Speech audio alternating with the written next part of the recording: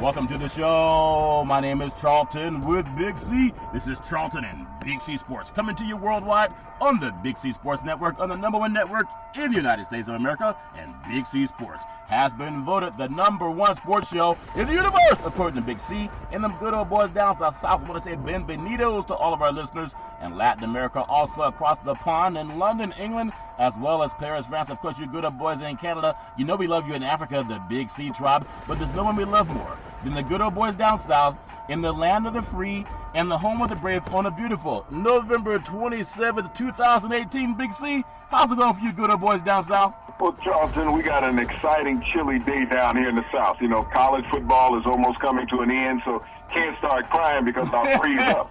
you know, but the NFL last night had a blazing contest out there in Houston, and just an exciting night of sports. The NBA is at full tilt. The NHL, Charlton, everybody's slapping each other up against the boards, and you know we're getting ready for another exciting week of sports. Well, all's fair in love and war. I do want to say today's section is sponsored by your Northern California Cadillac dealers, home of the all-new Cadillac Escalade, the standard of the world. And when you go by and test drive yours, tell them Charlton and Big C sent you. Big C, I tell you, it's like Noah's Ark. Remember Noah's Ark back in the day?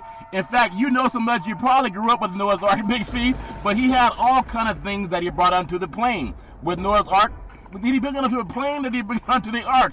He on Noah's Ark, you found donkey. What do they call donkeys down south, Big C? Sometimes I forgot what they call it, but I thought that was a donkey. I thought Donkey Kong was a game or something. So I saw that in a video arcade a couple times. I understand. I said it's probably on the menu at the restaurant. But Noah had donkey. He had to have dogs because we see a lot of dogs running around. We know he had some cats, Big C. He had fish. He had elephants, but let me ask you, why would Noah bring a lion onto the ark? It would eat everything, Big C. Your thoughts? Well, Charlton, he was a vegetarian during that time. He probably got seasick. So if you ever saw the movie Life of Pi, where the tiger had a tough time out there on the boat, you know, he didn't get his sea legs on him until the water ran away. Well, I tell you what, Noah's Ark, we could use Noah's Ark in California. And, you know, we can pray to God for rain. We can pray for so many things, thunder and lightning. And we've just gone through a lot in California. We've had from pleasant weather to the fires that started miraculously. And then we had the rains come and put all the fires out, Big C. It's as if the universe was listening where the earth needed some water, Big C, and it happened. So what is Noah's Ark in your life? I'm going to tell you what Noah's Ark means to me. Noah's Ark comes to the rescue. Whenever you have a need of something, we call it prayer or we call it working for it, whatever it is. Oftentimes it's just providence. If there are times when everything works out in life, I remember when I first heard one of your earlier broadcasts, you were doing a game and you kept saying, you gotta believe, you gotta believe, you gotta believe. In the game you were broadcasting, the team came back in the fourth quarter, they were down almost 4 touchdowns. And I'll never forget that broadcast that you did. That was about 30 years ago back in the day when I started listening to your work. But Noah's Ark is when whatever you pray for, the universe brings it to you. Big C, your thoughts? Well, Charlton, I pray to wake up every morning. You know, that's my greatest resurrection. When you think about that, the blessing we receive every morning when we wake up. Your day is downhill after that because you can't achieve any more than what you can by waking up in the morning. Yep. Everything else is just an afterthought, Charlton. Yep. Because that's the greatest thing that you could do during the day because at that point, you can make a difference in life. That's very true. And oftentimes, and again, Noah's Ark. Noah came to the rescue. How is that relevant in California today? Well, there's a lot of people in Northern and Southern California that lost everything. But many of them did not lose hope. They did not lose faith in God. They didn't lose faith that their Noah's Ark would show up. Sometimes Noah's Ark can be FEMA that shows up and says, we're going to help you rebuild your property. Sometimes Noah's Ark are the firefighters that show up and say, we're going to put out the fire. It could be the helpers at the hospital where the doctor says, yeah, you got some broken bones, but we can mend them back together again. Sometimes Noah's Ark is you can pick up the phone and call somebody that really cares about your situation. 911 operators do it all the time, Big C. So Noah's Ark for me is when we do Big C Sports. I want to make sure that every young person, not just out there in the United States of America, but every person in the universe, find your Noah's Ark. Believe me, it's around you, but you got to reach out to it. You got to tell it exactly what you want, and oftentimes God sends Noah and it shows up, Big C. Your thoughts? Well, Charlton, having belief in yourself and in mankind, is a great accomplishment to have. We take so much for granted in this society today, Charlton, is that we have a tendency not to look at others and what their needs may be. Yeah. In the smallest of gestures, just helping out somebody. It's that proverb, love thy neighbor. You love yourself, you love your neighbor, Charlton. You just appreciate what's around you and not take advantage of people, but assist people. Amen to that. And I just want to say, because I know, and you talked about it before, Big C, oftentimes we'll have a national tragedy. And people will say, well, that's a tragedy, but everything's good now. They forget about it. I remember the school shootings down in Florida. That was this year. But you don't hear about it anymore, Big C. That was this year, though. Even though you don't hear about it, we still know that people are mourning. We heard about the things that happened in Las Vegas a couple of years ago at the hotel. And people think about, okay, that was back in the day, but there's still people recovering from that. The fires in California. It's all a reminder we all could use a little bit of Noah's Ark in our lives. I want to transition from Noah's Ark to something that also needs Noah's Ark. You know who also needs Noah's Ark? The people of the great state of Mississippi. The great state of Mississippi, on a sports show, they love their football down south. But the Mississippi has the President of the United States making fun of an African-American man, and he went on some type of stomping saying, how does he relate to us?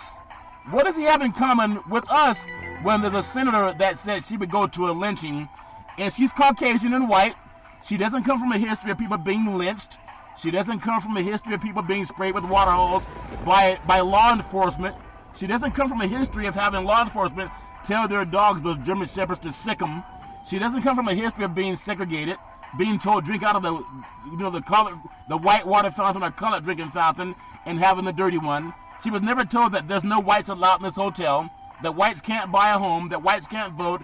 But here she is with POTUS. And I wonder if, who's that knucklehead that married Kim Kardashian and Kanye West? Is you really going to sit on his lap now when you realize he's making fun of a black man running for senator? Big C, your thoughts? Well, Cindy Hyde-Smith, running for the senator in the state of Mississippi, Charleston, represents all the negativity that used to be represented in the United States. She personifies what that is. She walks around, there's photographs of her carrying a musket and a rebel outfit, as well as saying that she would sit on the front row of a public lynching. We know that white people were not lynched in Mississippi. They were black people. Yep. And, you can say that was taken out of context. No, it was taken for what it was. Yeah. You were genuine when you said that, because you said it and you laughed because it was funny to you. Yep. Humorous. You grew up in a segregated society. She did. Her parents sent her to a segregated school. She sent her daughter to a segregated school. Yep. There's so much talk in America about bringing this country together, that we're all one country, serving one purpose. But it's not. We still have segregated states in the United States. And when you think about Mississippi, you think about Georgia, and you think about Florida. Yeah. Three gubernatorial and Senate races, Charlton, that were run on racism. And the government, the president backed those races, Charlton. Yeah. It's just like the Roy Moore over in Alabama last year, the pedophile that was running for Senate. Yep. And the president was down there backing him. So when the president backs someone who has racist values, and people can say, well, she's not a racist. Yes, she is, because he's vocally and openly spoke about it. Yeah. And that's what she is. She's demonstrated that her entire life. Yep. And the president has constantly demonstrated that. Because you think, as the president of the United States, you should not have to tell people that you're the least racist person there is. Amen. What you're doing is advertising that you are the most racist person there is. When you look at all your actions since you become president, when you talk about banning Muslim countries from coming into the U.S., we have no war with these Muslim countries that their citizens are coming to the U.S. You talked about African nations as being S-hole countries. Yeah. That's racist, because they were all black countries, Charlton. Yep. Now you're talking about the Latin American people, Charlton, trying to come north across the border. Yeah. And you're blocking them. You're spraying the children with tear gas. And, you think about it. You have not called one mass white shooter in America since your presidency. And there's been over 300 mass shootings in America since this year, Charlton, in 2018. Yep. He has not called one of them a terrorist, Charlton. He just say there are sick people. So if you're a disgruntled white male and you want to go shoot 800 people, you're not a terrorist. you're just a sick person. Not in the president's according eyes. to the president. Yeah. But if you're non-white and you kill one, now you're a terrorist.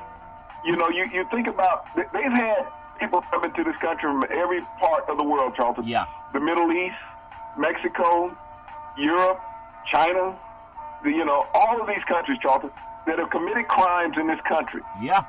But yet the president has only singled out a couple countries.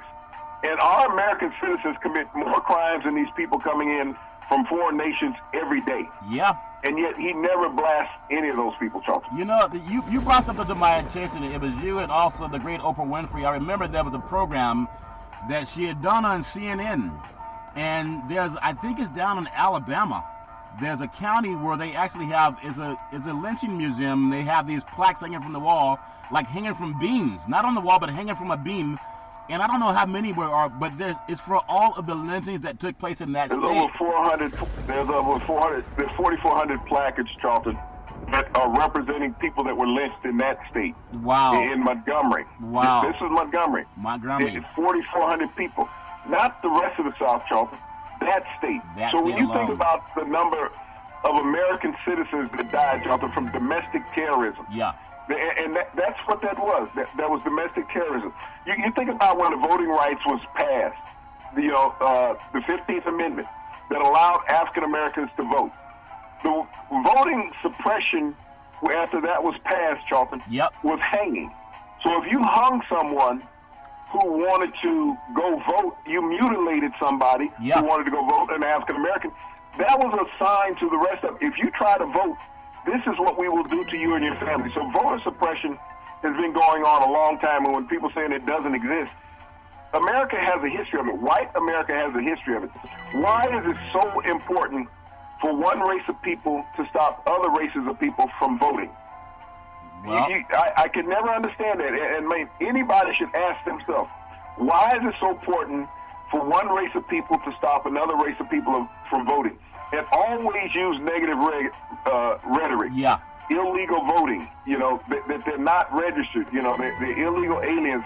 Everything that you can to stop a race of people from voting.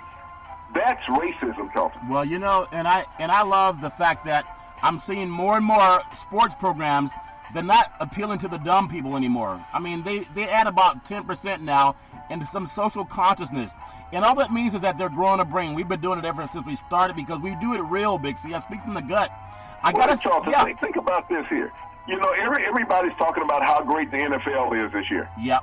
The NFL has just as many black players in it as this year as they had last year and the year before. Yep. Okay, and everybody was saying because of the black players, and they said the controversy of them kneeling for the anthem and all that ran down the ratings in the NFL. Right now, the ratings in the NFL are the highest of all time. Yep. But who created that rhetoric that black players were stopping people from tuning into the game? POTUS. That was the white media. The media created that facade, Charlton. Yep. Because once the media stopped showing the national anthem, no one tuned in a football game to watch the national anthem before. No. But they made it such a controversy. The black players don't control the media. They never controlled any of the broadcast or any sports broadcast saying, well, hey, this is a protest and the players are doing this. Right. They choose to do that, Charlton. Yep. They choose to create that divide. A fan goes to a football game, tunes into a football game for the football game, Charlton. Yeah. Nothing else. That's very much true. It was the commentators creating the controversy. Yeah. And many of them were Caucasian. I believe calling a spade is big. So what is your Noah's Ark? I just want to bring this up because I'm not a sycophant, and I know that people listen to what we're saying. So for everyone in the universe that really has a brain, the month of December this year will have five. There's 3 5s showing up in the month of December. 5 Saturdays, 5 Sundays, 5 Mondays. That's 3 5s showing up. It only happens once every 823 years, Big C. The Chinese call it a bag full of money. It's based on Chinese feng shui. When Chinese were internment camps in the United States, they got reparations because America knew it was doing wrong, so tried to make it right. So if I ask anyone that says, okay, well, what's that got to do with anything?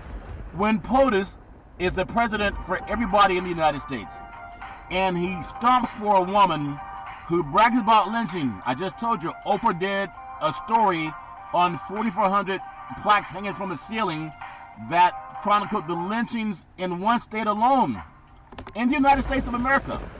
And for a woman to make light of that, she's just joking.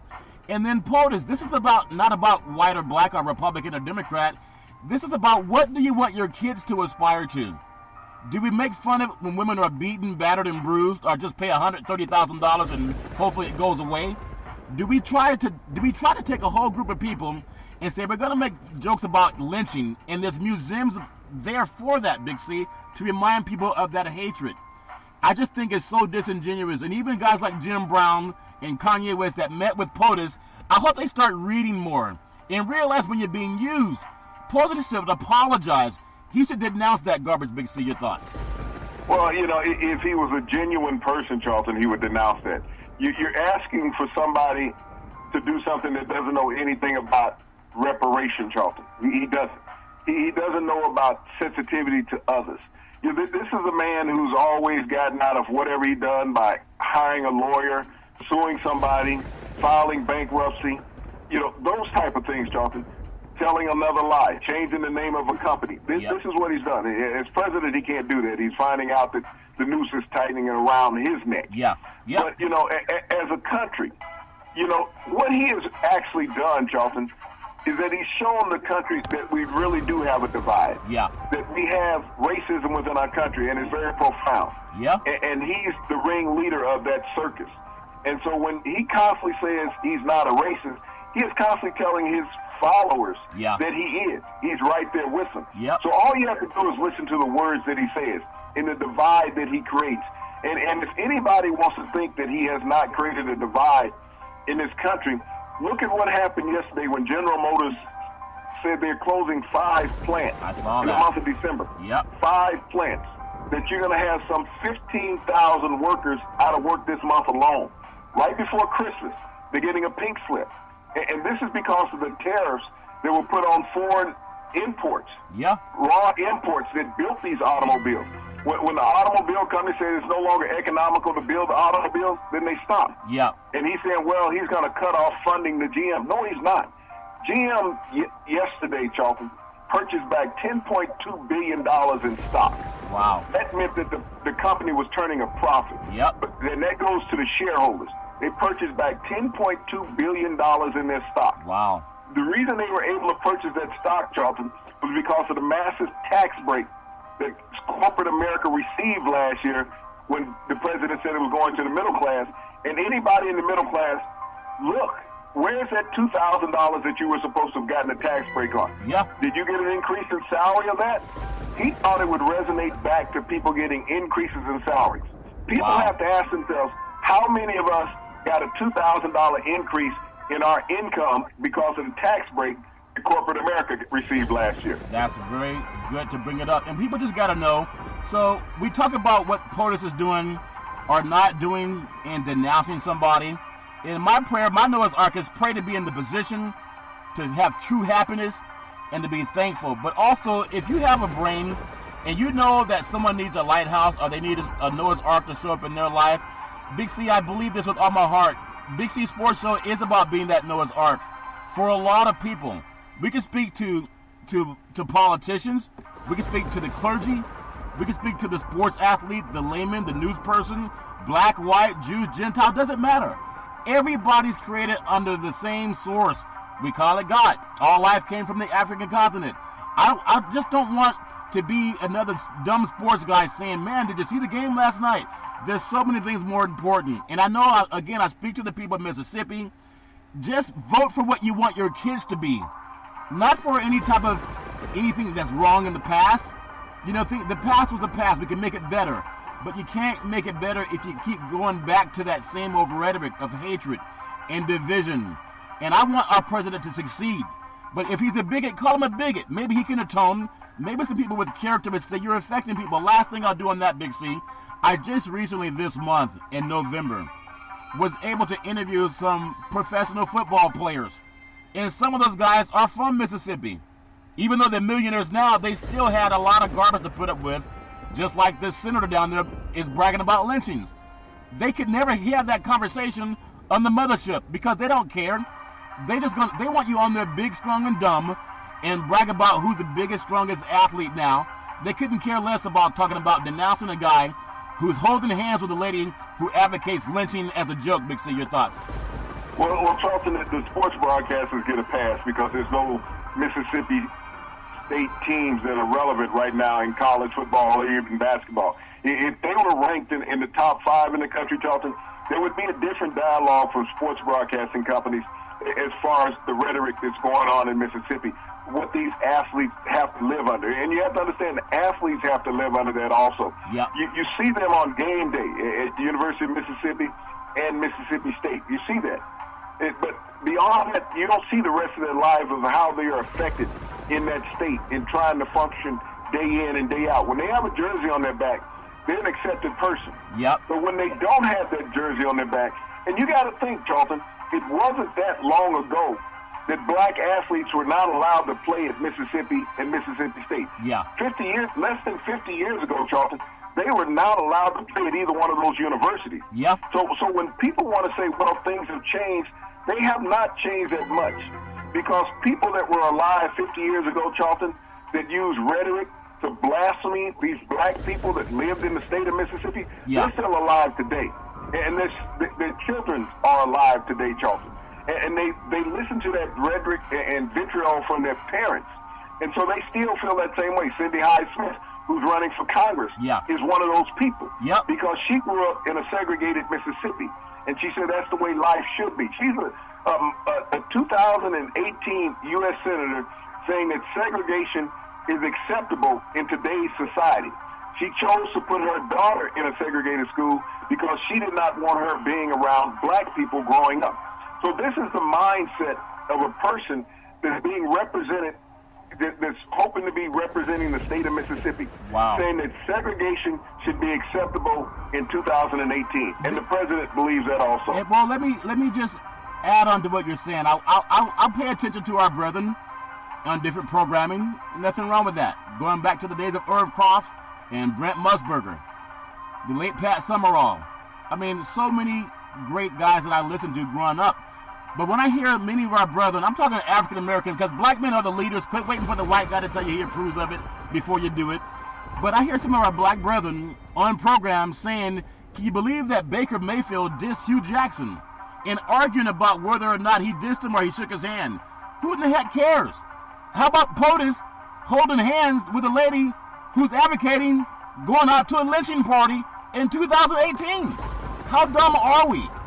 When our kids look up to us, they see some of our dumb brethren on TV just being ignorant. They want to get on that Baker Mayfield dissed Hugh Jackson, a white quarterback and a black coach. But a POTUS and a senator talking about lynching people that look like them and their parents, and they say nothing, Big C? That's not excusable, Big C. Your thoughts? Well, Charlton, they're beating up, the Hugh Jackson, Baker Mayfield thing.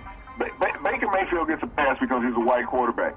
Because if you want to compare that to Cam Newton walking out of a press conference after he lost in the Super Bowl. I remember that. He got beat down for 2 weeks in the media. Yeah. Because he didn't want to answer questions about losing. When you look at Hugh Jackson, being totally professional, taking the high road, congratulating the young man that he had as a quarterback on winning a game. Yep. And this butthole of a person in Baker Mayfield not wanting to speak to him. Now, Baker Mayfield, anybody wants to Google it, you can Google him trying to run from the police. He was arrested. If that had been Hugh Jackson trying to run from the police, he probably would have gotten shot. Yep. Yep. Baker Mayfield, got taken in and released. Yeah. Hugh Jackson would have gotten shot. That's plain and simple. We see that on the news too often. But to think that he's above, professionalism and etiquette, that's Baker Mayfield. He's young. Yeah. His career has just gotten started.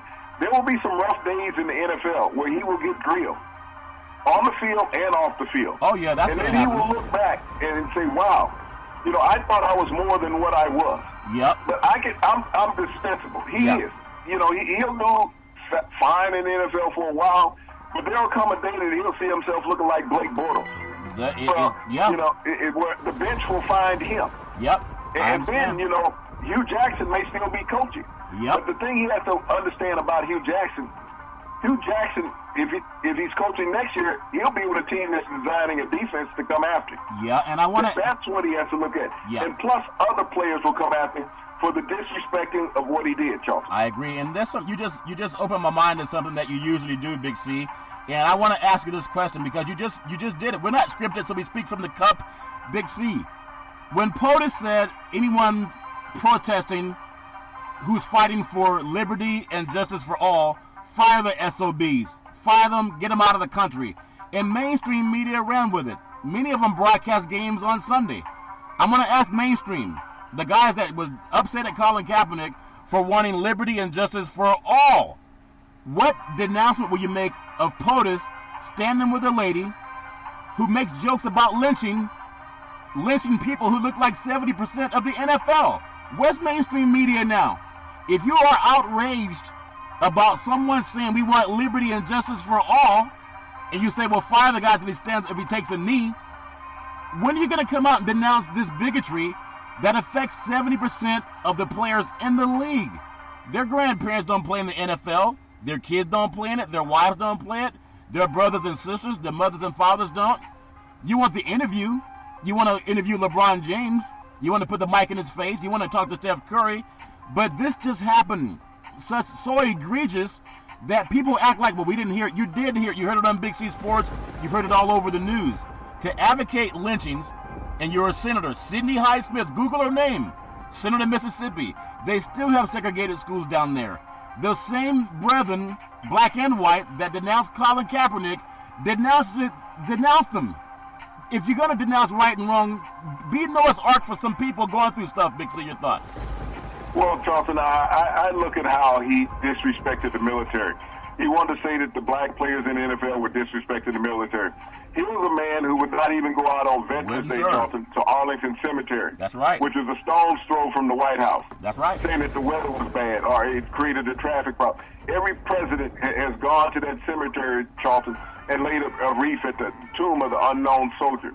And when this president wants to say that he's backing the military and you know, he's 100% behind them, yet in Armistice Day over in France, Charlton, he would not attend the ceremony at the cemetery over there.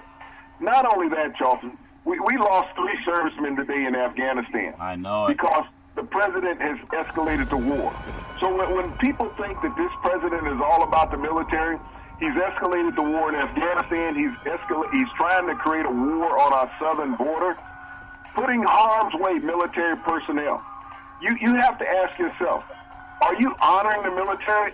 You think about it. Since he's been president, not once have you seen him with any type of clothing on, Charlton, that honored the military. No. He has never gone to visit the troops anywhere in the Middle East, Charlton. Every president has gone over there and visited troops in the Middle East. Clinton has gone over. Yep. Bush has gone over. Obama has gone over.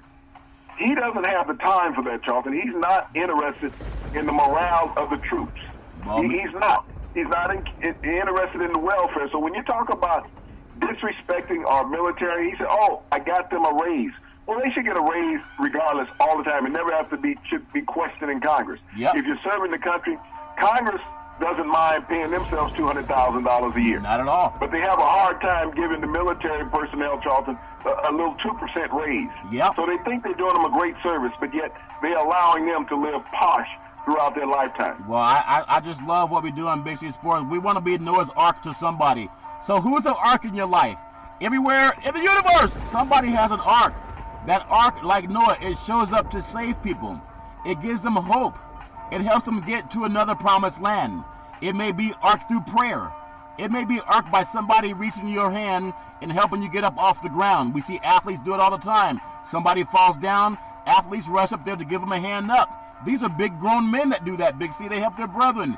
In NBA basketball, somebody falls down, you see guys running over to give them a hand to help them up. You see it all the time. People are always being an ark in somebody's life. Sometimes it's your child. Your kid may be going through something. Call them on the phone, see how they're doing. Could be one of your parents. They need you to be that ark in their lives. Don't assume they're okay. Call them, make sure. Let them know you love them. Be the Noah's Ark in somebody's life. I want to say sports is a billion-dollar industry. Boys and girls sports is the foundation to this billion-dollar industry. For every athletic and sporting event, you need athletic and event insurance. We work with Ben and Mark. They've been around half a century. They work with Big C Sports. Whether you're a pro team, a collegiate team, a high school team, or your mom and pop soccer league, when you reach out to them, let them know that Big C sent you. So Big C, about being the ark in somebody's life, I just want to make sure that young people who really want the truth, you're not going to get it on other sports shows. Quit ogling over athletes that give you sugar water. You need minerals. When people are praying, you don't have a lukewarm prayer.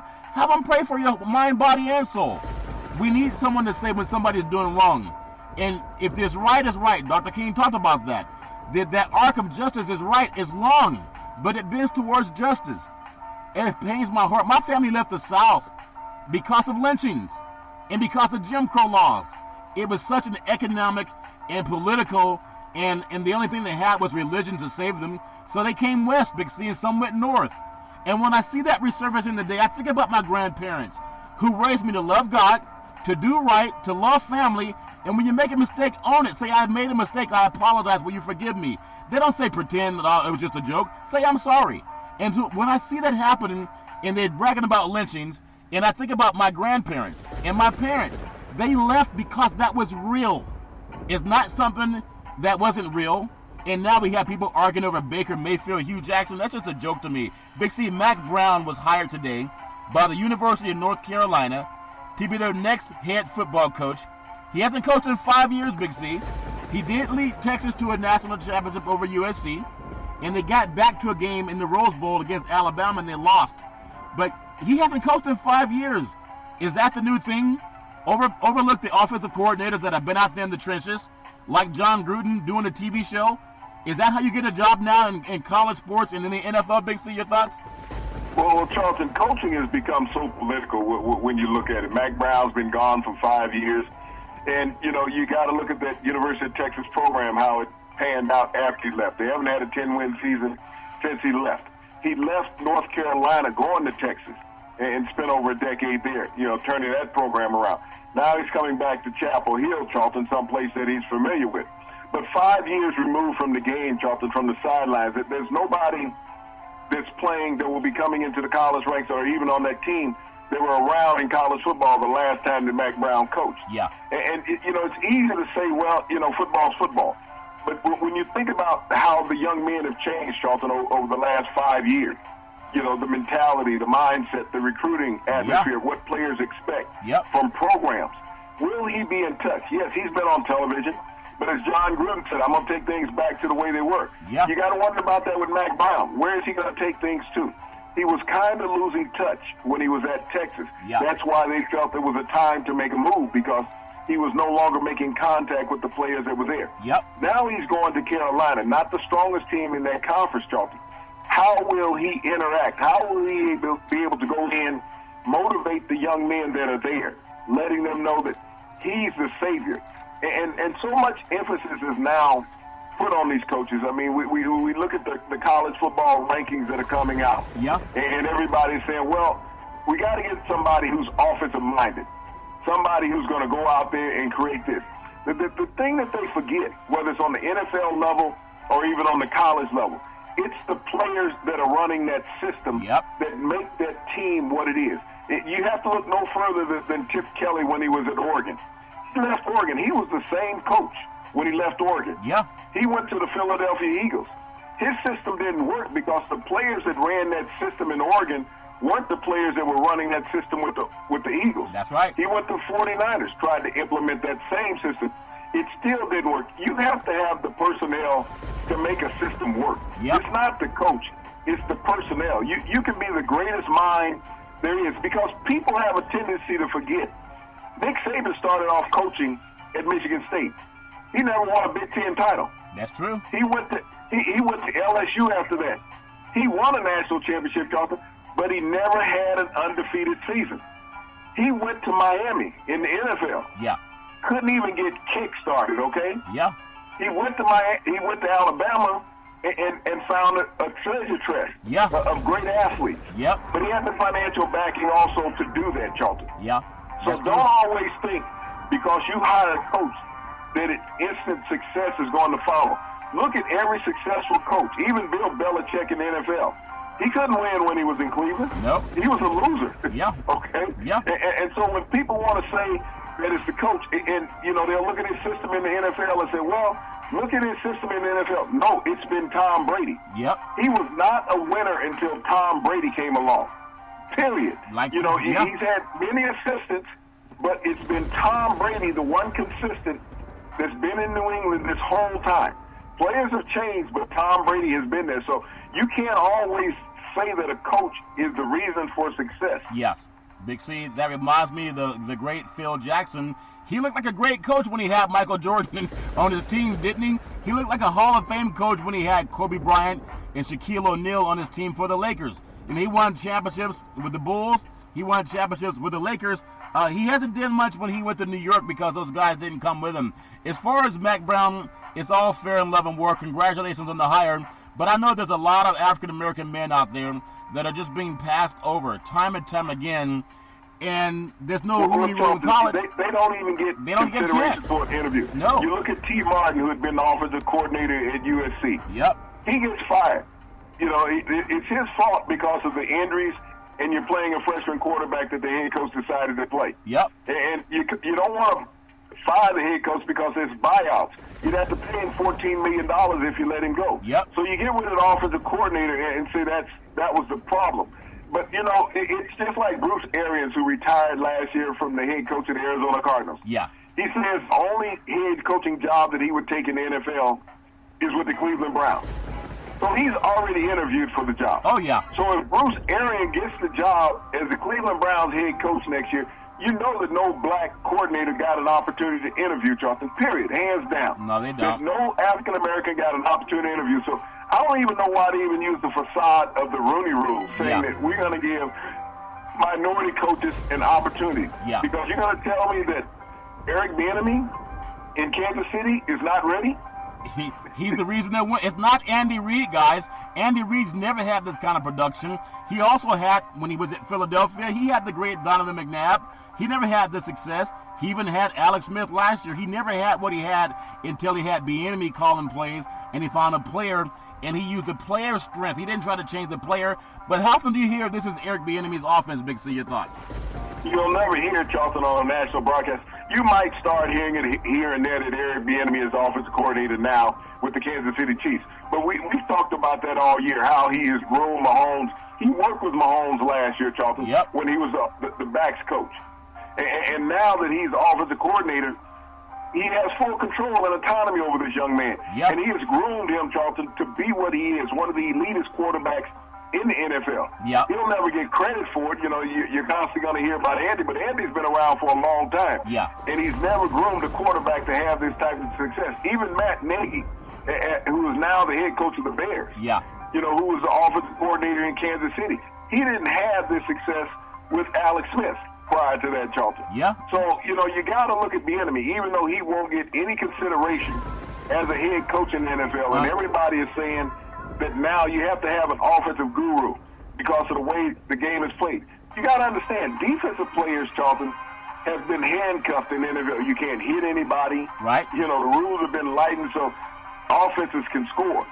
But when you look at these high-powered offenses, whether you're looking at the Rams, Charlton, whether you're looking at the Steelers, whether you're looking at the Texans, you're looking at the Chiefs, you're looking at the Saints.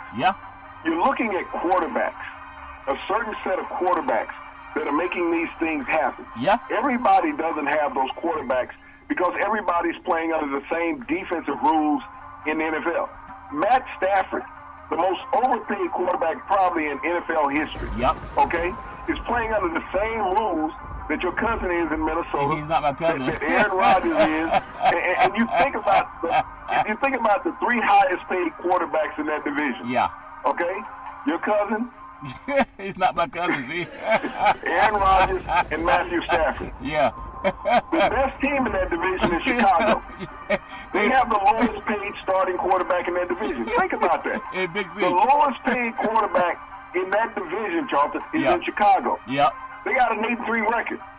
Nobody else has more than 5 wins in the division, Charlton, and all those other quarterbacks are making a minimum of $27,000 $27 million this year. Yep, that's funny. You know what's funny? My mama called me the other day, and we were talking about Thanksgiving. She said, why does Big C keep saying that Kurt is your cousin? I said, Mama, that's how rumors get started. I don't know. So, I just want you to know Mama's listening, okay? She said, tell that Big C to quit spreading rumors, Big C. Your thoughts? Well, when I look around, Charlton, and I see how the media misrepresents, and, it's like, you look at not Andy Reid, but Mike McCarthy in Green Bay, who's getting all this flack because Aaron Rodgers declined. Because Aaron can't hit people. Look back a decade ago, Charlton. They had a quarterback there prior to him named Brett Favre. Brett Favre. Okay, in the latter part of Brett Favre's tenure there in Green Bay, the people started saying he was declining. Yeah. Okay? And it was time for the Green Bay to start looking at playing Aaron Rodgers. And they did it swiftly, Charlton. Yep. And so when you look at where Aaron Rodgers is, here's one of the most talented quarterbacks ever in the NFL, by everybody's sense. Yeah. Doesn't he have the ability to audible when he comes to the line of scrimmage? If he doesn't like the play call from Mike McCarthy, you would think. Is he such a savant? You would think. That he's so knowledgeable and people say all he needs is the last 2 minutes of the game? As we constantly talk about, that first 58 matters also. So if he's not comfortable with the play call of Mike McCarthy, then the media's beating up because none of them will say a bad word about Aaron. Yeah. When Aaron is making a mistake, when Aaron is underthrowing receivers, Aaron's throwing the ball away. Those type of things. Yeah. Aaron's getting sacked. Yep. That's Mike McCarthy's fault. It's the play calling. Yeah. But Aaron Rodgers, when people sit up and say, okay, he's not a rookie quarterback, he's not a second-year quarterback. When he can't audible out of a play, Charlton, you can't blame Mike McCarthy for that. No. If Aaron Rodgers is not recognizing what's going on. We see Tom Brady all the time, audible out of play. Yeah. Sitting there at the line of scrimmage. Peyton Manning did it his entire career. He called a play, and all of a sudden everybody starts moving at the line of scrimmage because he's audible. Yeah. Yep. Aaron Rodgers used to do that. He can't do it anymore. Yep. The players that he had around him when he was so successful doing that, Jordy Nelson, Montgomery, those players, Lacey, they're no longer around, Charlton. No. So when you think about Aaron Rodgers, you can't sit there and blame Mike McCarthy because Aaron Rodgers is not being productive. Yeah, that's so true, Big C. And it's just like, college fans, they spend about $12 billion a year.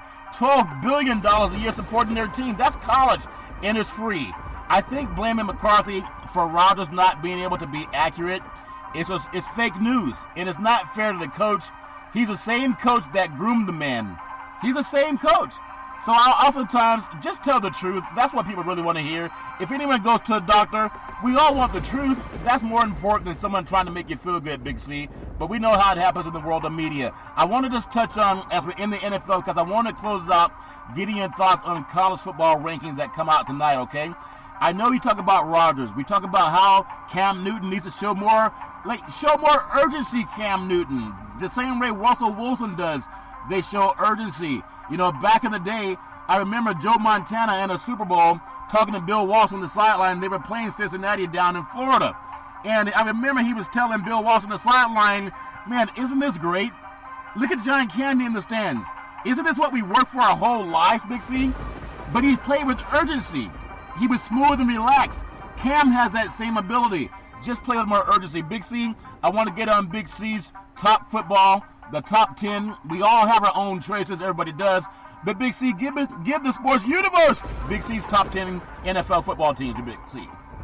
Well, Charlton, you got to look at the New Orleans Saints reeling off 10 consecutive victories and just dominating, averaging 38 points a game in the NFL. You talk about a high-powered offense, and that defense is right there behind them, Charlton. Yep. I look at Kansas City as being number 2. Here's a team, Charlton, you have to outscore them to beat them. You're not just going to go out there and keep them down offensively.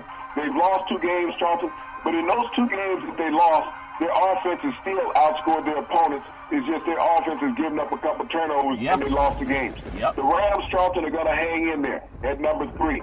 They've been dominant all year. Really impressed with Jared Goff. He's had this team. He's running like a 5-6-year veteran in the NFL. And you think about it. A couple of years ago when Jeff Fisher was in Los Angeles, Charlton, everybody called Jared Goff a bust. Even we did. We called him a bust. We didn't realize that Jeff Fisher should never coach again in the NFL. Yep. We look at the Houston Texans. I'm bringing them at number 4, Charlton. They reeled off 8 consecutive victories. Oh, they're the good. second longest streak in the NFL this year behind the Saints. Yep. And we look at Deshaun Watson and how he's playing. Houston started off the year, Charlton, losing 3 consecutive games. But Deshaun Watson didn't get a chance to play a lot in the preseason. And we remember where he was when he got his knee blown out last year, how hot the Texans were, Charlton. They're just as hot as they were last year before he got hurt. Yep. And this team, Charlton, is on the run towards the playoffs. I'm coming in at number 5 with the Chargers. Phillip Rivers coming off of that record performance last weekend, Charlton, 27 of 28 passes, 25 consecutive completions. He was challenged by Marcus Mariota last night, who went 22 for 23, Yep. had 17 consecutive at one point. Then I'm going to come in with the Bears at number 6, Charlton. They've dominated that Central Division in the NFL. Mitch Trubisky and Matt Nagy have really performed well this year. The Pittsburgh Steelers, I'm going to keep them there at number 7, Charlton. Even though Ben Roethlisberger has thrown 5 interceptions in the last 2 weeks and helped the Steelers slip just a little bit, that defense still is a dominant defense there in Pittsburgh, and I love Kevin Sumlin. The Panthers are going to come in today. As you said, Cam Newton needs to find a sense of urgency. The Cowboys, we're going to find out if they're real this week at number 9, Charlton. They have a game Thursday night against the Saints. Oh, yeah. So this is a game that they have to win, Charlton. If they win this game, they basically can shore up the NFC East. If not, they're going to be in a tie and a tough fight, Charlton, with the Eagles the rest of the way. At number 10, I'm going to bring in the Minnesota Vikings quarterback by your cousin. My mama's going to tweet me out. Now, Charlton, in that division. They see that? That's funny. I love Big C's top 10 NFL teams because when I listen to you talk, you're accurate about how things are, not based on how they want them to be. And you do the same thing with players. One thing I'll credit you for, of a lot of things I credit you for when I say who's your Noah's Ark, well, people say that you're the mystic, and I've been told that by people in the sports business for a long time. Big C Sports is, you call out people because it's true. You don't care what their name is. You just look at the facts, like Walter Cronkite or the Everett R. Murrow Awards. What are the facts? And the fact that you do that, that gives people hope that they can be judged by their performance, not by how well they're liked in the league. The Detroit Lions, Cleveland Browns, Houston Texans, Jacksonville Jaguars. Let me ask you, what do they have in common, Big C? Your thoughts? Johnson, you think about the NFL is saddled with 32 teams. These 4 teams have never made the Super Bowl. These are the only 4 teams that have never made the Super Bowl. And you think about how long the Detroit Lions have been around, Charlton, of all these franchises. Those other 3 are basically new franchises in the NFL, Charlton. Haven't been around long enough. But when you think about the Detroit Lions, Charlton, they're part of that original flagship of the NFL. They've never even gotten a chance to get there. They got close one year, Charlton, with Barry Sanders when the Washington Redskins shut them out in the NFC Championship game with Mark Rippon at quarterback. And, they went up and destroyed the Bills up in Minneapolis after that. But when you think about this organization, and we talked about Matthew Stafford earlier, here's a guy, you drafted number 1 overall in the NFL almost a decade ago, Charlton. And he hasn't won you a playoff game yet. You got to question, why do you keep paying this guy? I know your buddies Kuiper and McShay talk about you got to have a franchise quarterback. But what is a franchise quarterback that after a decade he hasn't won you a playoff game? He's Caucasian. I looked at how maligned Alex Smith had been, Charlton. But at least he took a couple of different franchises to the playoffs. Okay? That's what he did. And he was never the highest paid player in the NFL. But when you look at his win-loss record, Charlton, it's much better than Matthew Stafford. So, when you look at Stafford, he has a lot of padded stats. And the reason why his stats look so good because he's always behind. Just like we've talked about with Aaron Rodgers. Why are you concerned about the last 2 minutes when the first 58 didn't matter? You would think that would make more sense, Big C. In the NFC playoff picture, we have the Saints, we have the Rams, the Bears, and the Cowboys in first place in the divisions. Wild card, looking like the Vikings and the Redskins are in that spot right now. Things change every week. And in the hunt in the AFC, or actually in the hunt in the NFC, you have Seattle, you have Carolina, you have the Eagles, and you have the Panthers. And people say all you need is to get into the playoffs and things can happen, but you really got to have some type of momentum going in there. I mean, everybody knows that. In the AFC, Big C, the Chiefs and the Texans looking good. We saw what the Texans did last night. The Chargers in the wild card spot. And we have the Patriots and Steelers also in first in their division. Things can change. In the hunt, the Chargers and the Ravens. I want to see what's happening with Jackson for the Ravens. I think he can be a new dimension for that team, even if they have Flacco coming back in, have both of those guys helps. In the hunt, you have the Colts. They're playing better. The Dolphins, the Broncos, the Titans, and the Bengals. And a lot of people, we just can't wait. This time of year is when you really start to separate what happens. I can't wait to see that game with New Orleans and Dallas. Big C, before we close out with some college football, I want to dribble over to the NBA, Big C. And if I'm going to dribble, I'm going to be James Harden because I don't pass to nobody. He don't pass the ball to nobody, Big C. 54 points last night in an overtime loss to the Wizards. 54 points. Maybe if he had 34, some other guys would have got some shots too, Big C. Your thoughts? Well, you think about that, 54 points. I mean, and the rave in the NBA this year is the players that have scored over 50. Yeah. We've talked in the past, Wilt Chamberlain averaged 54 points one season. Yeah. 54 points a game, not just getting it on one night. All 82 games, that's what he averaged over the season, along with 24 rebounds. Yep. So, it's an outstanding feat to get. But you got to look at what's the cost of it. The Rockets have been on a 3-game winning streak, but that streak ended last night against the Wizards. Yep. Because they were able to outscore them in overtime, Charlton. They knew they could let Harden get his. They just had to stop the rest of the team, and that's what the Wizards went out and did, Charlton. They allowed Harden to go out there, keep the ball away from his teammates, and come away with a victory. And it happened to the Golden State Warriors on the West Coast, the land of vibranium and also Noah's Ark. KD, back in stride. The Warriors were down big. 49 points last night versus the Magic. A lot of good old boys in Vegas thought that was a gimme game, and it was orchestrated for the Warriors to come out of their funk. But when a man drops 49 and you win, it's a lot better than 50 plus and you lose. Big C, your thoughts? Well, I think last week all the media was in a riot, Charlton, about the demise of the Warriors. That's right. Was that it? That's right. Because they had an internal argument on the team between players. Yeah. That made somebody was mad because they left a bigger tip. And I'm thinking that's what it was about. My people were thinking it was. Who wanted the gratuity, Big C? Who wanted the gratuity? Yeah, who wanted the gratuity? So, this is what the media is when they got to sit there and figure out a story to make it seem like this organization is falling apart and people want out. Yeah. If they want out, Charlton, they're not going to go out there and score 49 points to help the team win. Yeah. That's what you got to understand. And I don't know if anybody in the media understood that today when they were sitting there talking about Durant's output offensively last night. Yeah. That's a guy who's in it for his teammates to win, to show that he still has leadership ability, regardless of what goes on that the media wants to make up about this organization. Yep. This is a team, Charlton. The Golden State Warriors, it doesn't make any difference whether they're the 6th seed in the playoff, Charlton, the 3 seed, or the number 1 seed. Yeah. Nobody wants to see them, period. That's a very good point, Big C. Are the Clippers, though? I know people love LeBron James. I know the mothership flies out a whole crew of people, says nothing about voter obstruction from people who look like LeBron James, but they're saying, oh my God, can you believe how great LeBron James is, blah, blah, blah, blah, blah. Are the Clippers the best team in L.A.? A surprise? Because they're also the top team in the Western Division, Big C. Your thoughts?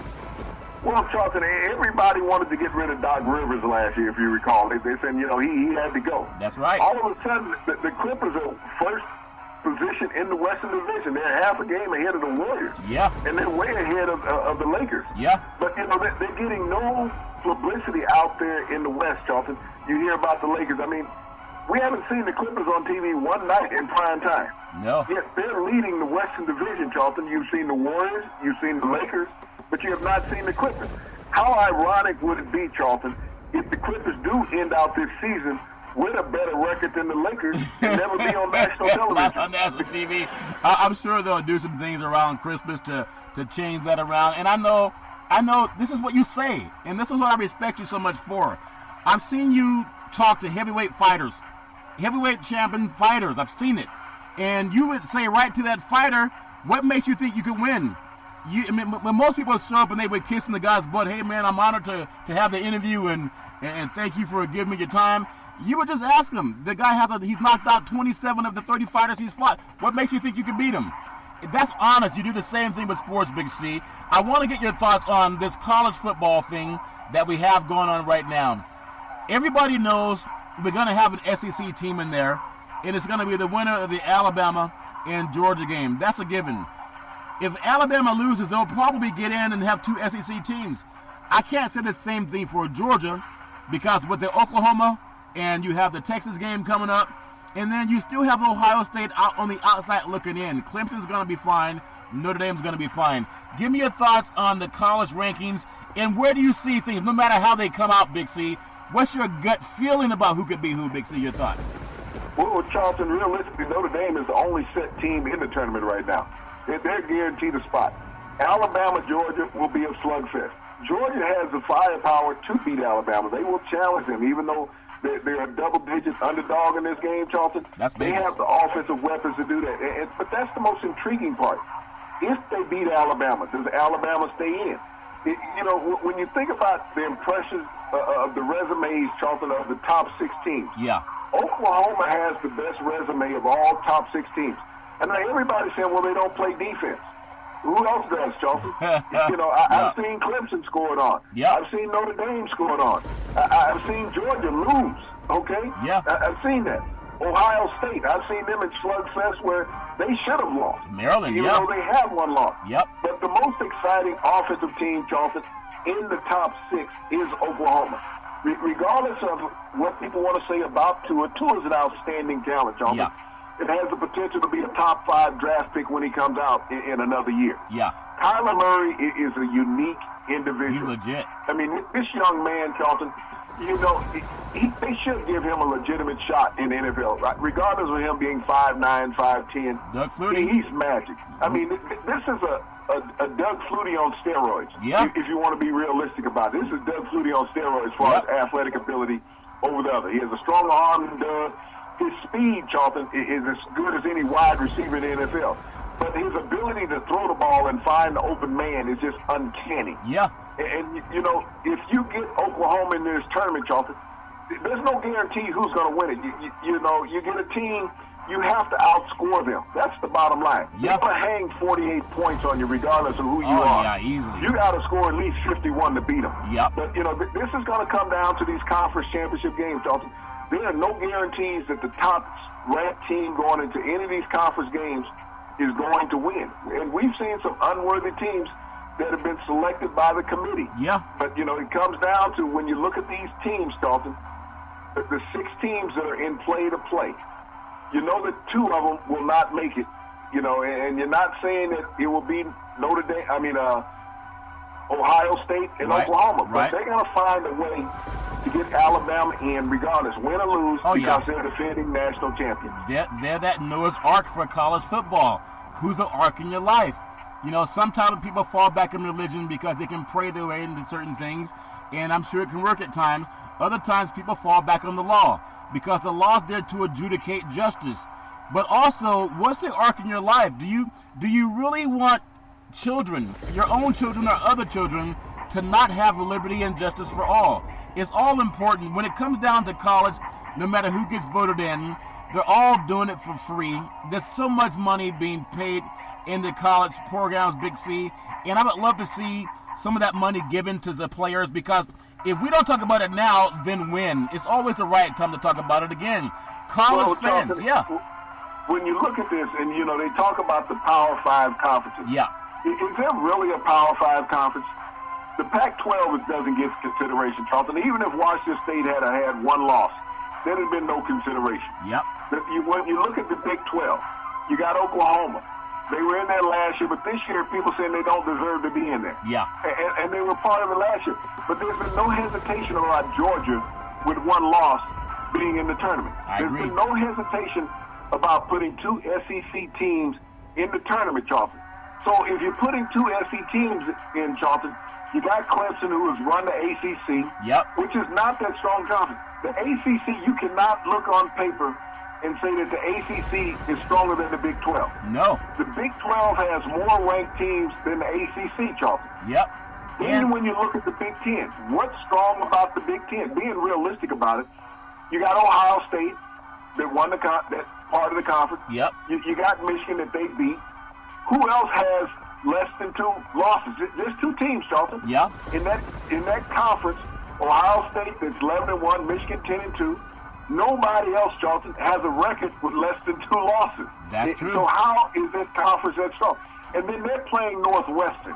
Yep. If they don't beat Northwestern, Charlton, by 40 points, Ohio State does not deserve any opportunity to be in the playoffs, especially after losing to Purdue by 29 points. That's very true. And who in the hell is no one knows who Purdue is. Don't even want anybody know what their record is. The Boilermakers. Yep. At least when you look at Oklahoma, they get a chance if they win in the Big 12 Conference Championship game. Yeah. They get a chance to revenge the only loss that they had. And you think about it. In that loss, Charlton, they scored 45 points. Yep. Ohio State can't say they scored 45 points in their loss. Yep. You know, a last-second field goal by the Texas kicker, you know, eliminated them from going into overtime and having a perfect season. Yeah. So when you look at strength of schedule, who has a stronger schedule than Oklahoma? I mean, look at what they just went through with West Virginia. Yeah. You know, and I look at Georgia. I mean, they got throttled by LSU. Yeah. Okay. So when you sit there and say, well, this team is more deserving, and you know, people say you got to put the best teams in. Look at the strength of schedule, since you always say that means so much, strength of schedule, because Alabama does not have the strongest schedule of all the teams in the tournament. That's very true. They just don't. That's very true. true. Look at the SEC records, Charlton. Alabama and Georgia. After that, the next best team, Charlton, LSU, I believe they have 4 losses. Yeah, we know. 4 losses. We know it's all Florida fair. has 4 losses. Yeah, we know it's So all when fair. you talk about strength of schedule, don't tell me that this team has a better strength of schedule when, you know, after the second team in that conference, the next team has 4 losses. Yeah.